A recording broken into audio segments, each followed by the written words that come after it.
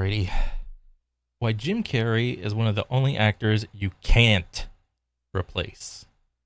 Oh, dang. You love me. You really love me. This was Jim Carrey's The Mask.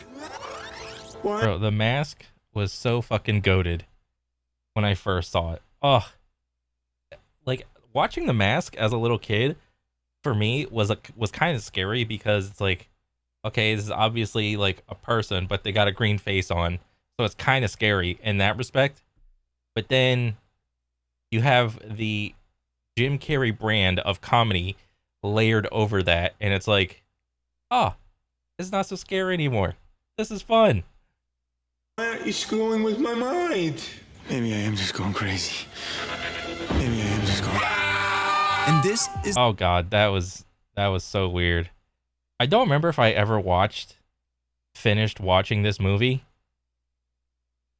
because it was just so off-putting. I mean, granted, the original Mask was to some degree a little off-putting, but you know, we just saw like a CGI baby face screaming, and it looked like weird. But I don't remember if I saw this movie, or maybe I saw it once, but I saw it so long ago. I was just like, okay, this is literally not the same. This is like apples and oranges from the Mask 1 to Mask 2. is the pseudo-sequel completed without Carrey, Son of the Mask. Oh, Excuse me, gentlemen. Head detective. This was the 1994 film Ace Ventura, Pet Ace Ventura was also fucking goated. Detective. Who are you?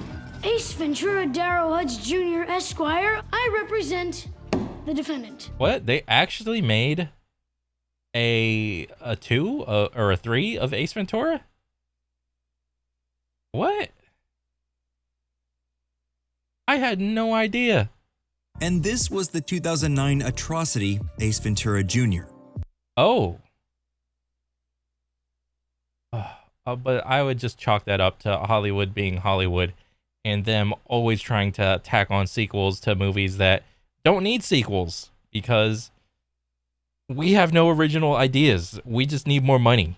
We need, hey, you guys remember this? You guys remember that? Remember all the member berries? We could go on, but we'll Yeah. refrain. Yeah. In this modern age of cinema where the idea of the movie star has largely gone the way of the dodo, it's easy to forget the importance of star power at the center of a film that can often take a mediocre work on paper and elevate it to greatness. So when you say that, it's like star power. So you say star power. So to me, there has to be, for each person, there has to be a specific like brand of acting associated with that person. And I would have to say it has to be like some some high level of, you know, some sort of skill involved in it, whether or not you think acting is a skill. I would probably say it is. Yeah, you have to have like some like significant level of skill because let's face it, there are literal fucking acting colleges and college, like these theater colleges just churn out actors on the daily. Okay, so there's a lot of actors. And you remember that saying, C's get degrees? That also applies to acting. Like C's also get degrees and can complete the class, but I don't think C's will get their big movies. All right. Only like the tippy top, like A plus, and even then, so student will get like get their shoe in for a movie. Most of the time, it's like you got to know a guy. You have to have a shoe in. All right. It's not what you know; it's who you know. In that type of field, you know, the acting industry, which is so foreign to me. Perhaps no career embodies that power more than Jim Carrey. Yeah. Carrey's movie career built franchises through his anarchic comedic persona. But when studios tried to revisit his iconic films without him, his Yes, please stop. No more Jim Carrey movie remakes, please. even though I haven't really seen this, and I didn't even know that they remade most of these. This is kind of new, like really news to me on a lot of these movies. They just don't look good, just from the couple seconds of me seeing it. Absence would sink the project, proving him to be completely irreplaceable. Yeah. It is good to see what someone with real talent can do when great opportunities are given to them instead of me. Jim Carrey's career began during the stand-up comedy explosion of the late 70s through the 80s. He worked. Bro, look at his face. It's just, his face is so expressive. And on top of that, the reason his face is so expressive is because he's got really sunken in cheekbones. He's probably got like a really low body fat percentage, so it pronounces his facial features even more. And then on top of that, you throw in like all the expressions that he makes, you know, with his face and whatnot.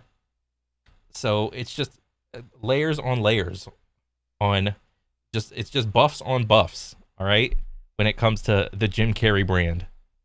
Worked his way through stand-up clubs, honing his act, which contained numerous impressions of pop culture figures.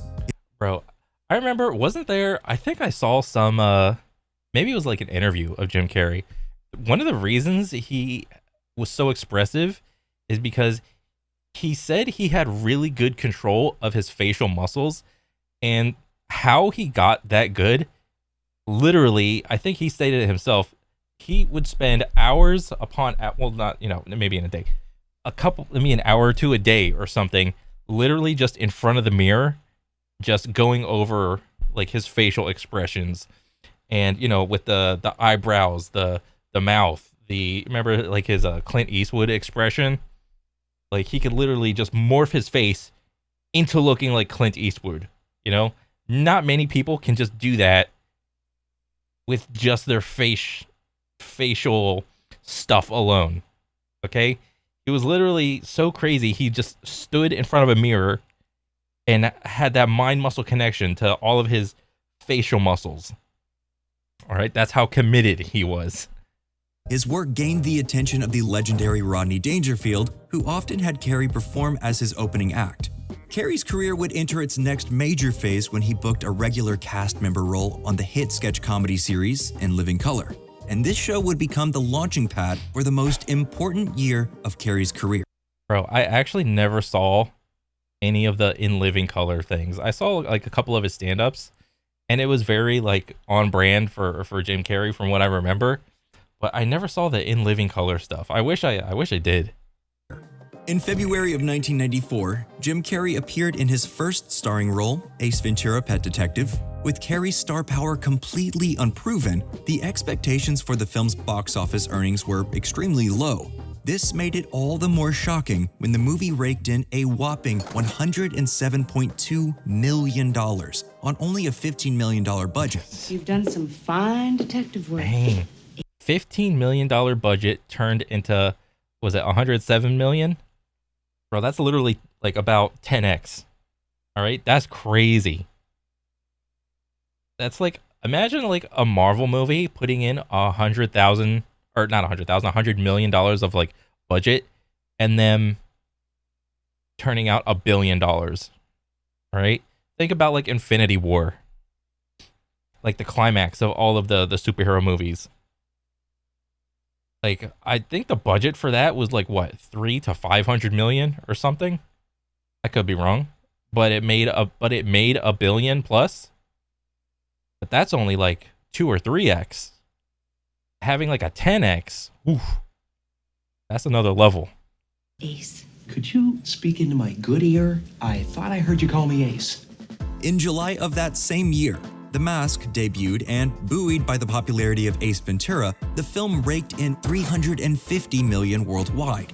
For perspective, this made The Mask the second most financially successful comic book movie of all time, just behind Tim Burton's Batman. Dang. Those back-to-back successes would be enough to launch any actor to the Hollywood stardom stratosphere. Yeah. Somebody stop me!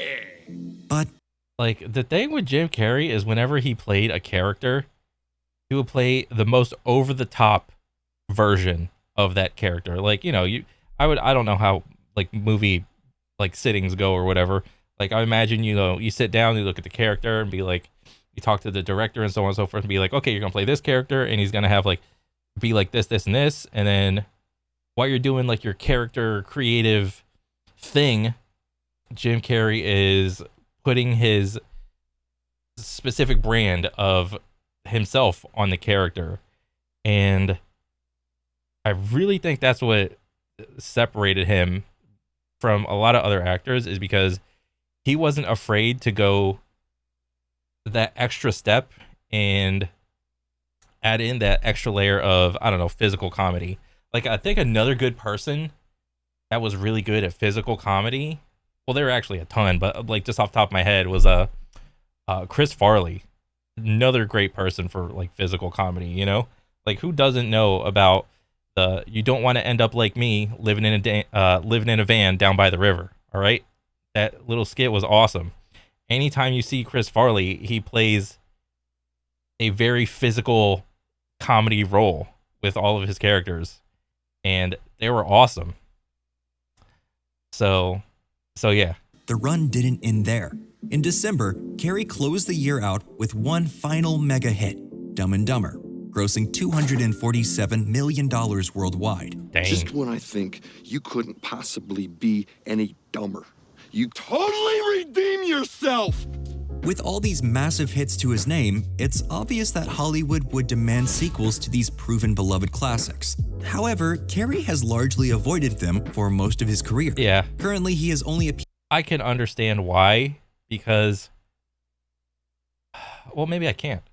But I would guess that doing those movies at that time, he had a very specific mindset that he was probably in.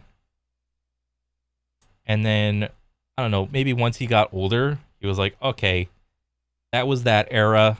I want to go on and do something else. All right. It's just a chapter of your life that you want to close, and then you want to start something new. Like, I'm pretty sure, like, didn't he like go on to do like some more serious roles, like the no comedy stuff? And I think he was a pretty good like serious actor as well. Appeared in 4 sequels. The reason for that lies in part with the production of Ace Ventura 2.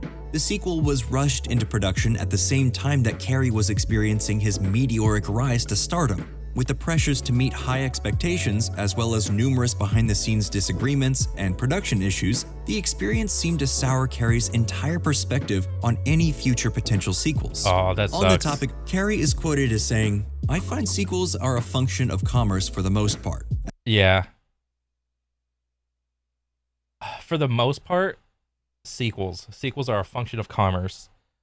I can get behind that statement, because if a movie is made, an original story is made, and you can't fit it all into a single movie, then you obviously have to like trim some parts off of the story in order to fit that 2-hour window, you know, about, give or take.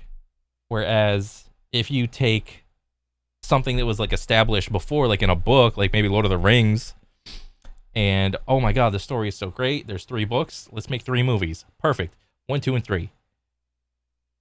Though there are outliers where you need sequels because you simply can't tell the story of Lord of the Rings in one sitting and expect an audience to sit down for 9 hours. All right, that's not happening. Okay, that's literally not happening.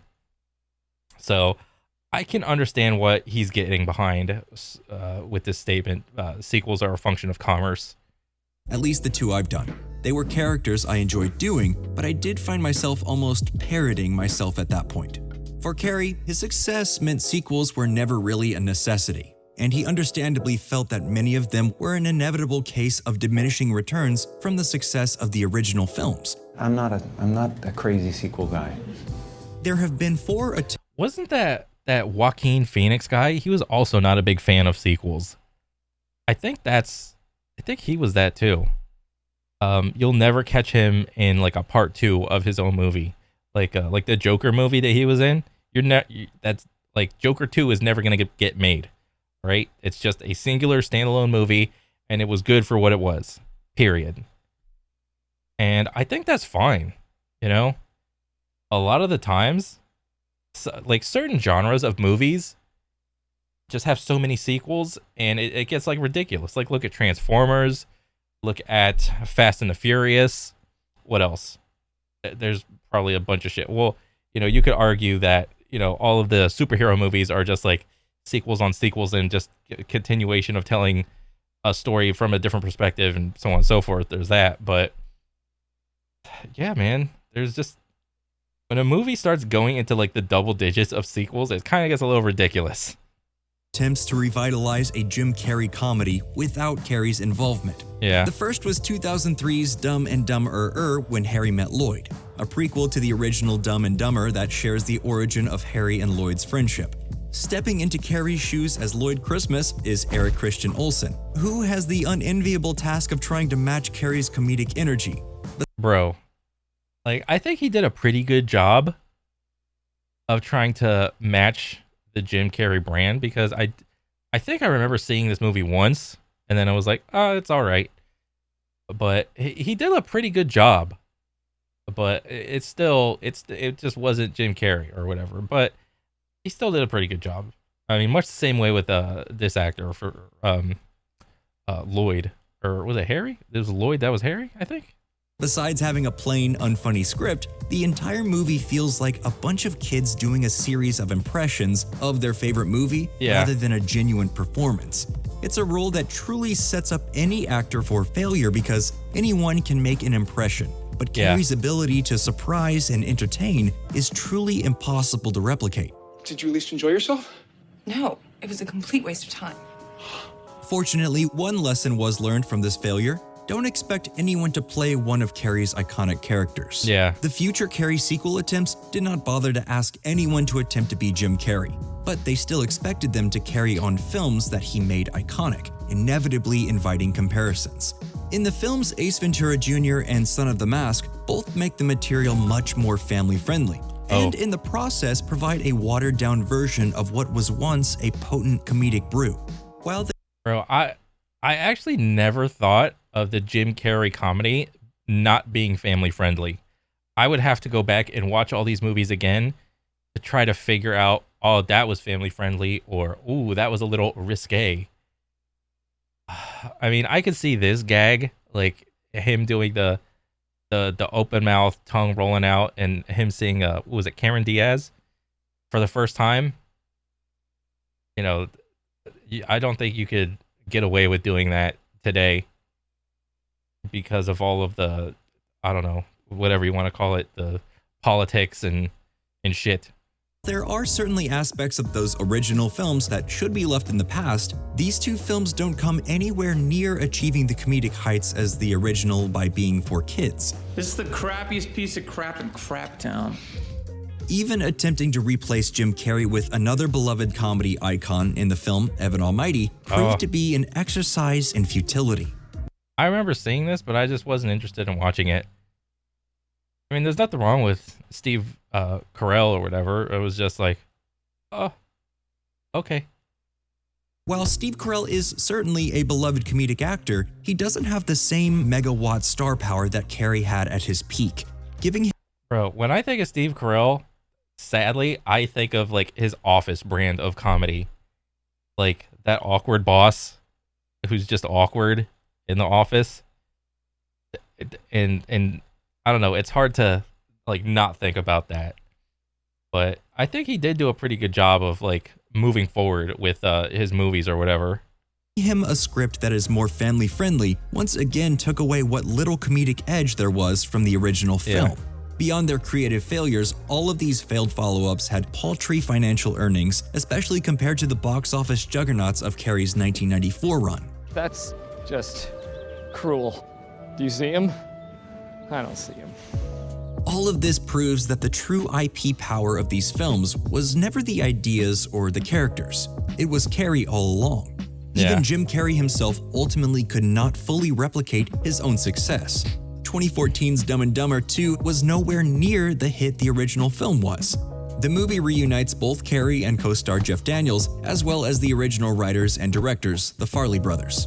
But the comedic style that was once so shocking and unexpected to audiences had become stale. The film feels like a once great band struggling to perform their greatest hits. As Carrey himself predicted, these actors were unable to recapture the magic that made the original film great. Audiences— But the nice thing about all of this is that the original movies still exist and they're still good. All right, it's not like all the next movie came out and it just ruins the whole thing. No, that's not how it goes, because I still remember the original movies, and the original movies are still around, and they're still good, and they're still funny, all right? Had changed and evolved, but the comedy of Dumb and Dumber 2 stayed the same. Wouldn't have been funny if I stopped too soon. Comedy's all about timing here. Nowadays, Carrey, like Yeah, most a film little too actors, meta. balances a variety of projects from indie films to prestige auteur television to mega franchise blockbusters, but does not diminish the fact that his name still holds value, and any attempt to revive the brands he built won't be as successful without his name attached. Even when he is part of a franchise, like his role as Dr. Robotnik in Sonic the Hedgehog, the appeal of him returning to an over-the-top comedic role has doubtless been a factor in the success of Bro, he's a good Dr. Robotnik. I liked him in Sonic. both Sonic films. The reality is, I surpassed everything you're ever going to do. Although the world of film has changed, nothing can change the power of Carrey's film persona. The films needed him more than he needed the films. Yeah. And that, more than anything, is the true sign of a movie star. What do you think? Is the death of the movie star greatly exaggerated? Or is Carrey one of the last of a dying breed of actor? Let us know what you Ooh, that's a good question. I honestly think that movie stars don't really exist anymore. Well, I mean, yes, they still obviously do exist or whatever, but it I don't know. I don't think so. Like, outside of like the Tom Cruise movies with like Mission Impossible, like, name an actor that if the actor was in the movie, you would be more willing to see because of just that sole actor alone. I mean, I don't know. Maybe it's just I've seen too many movies, or maybe I've seen too many bad movies, or like just recently, or I don't know. Maybe there was like a golden era in movies, and that time has just passed now. So I don't know. We'll see. But no, I think it's this is a good little video to just recapturing why Jim Carrey was like one of the GOATs. But yeah, that's pretty much it. I'll catch you guys on the next one, and until next time, later.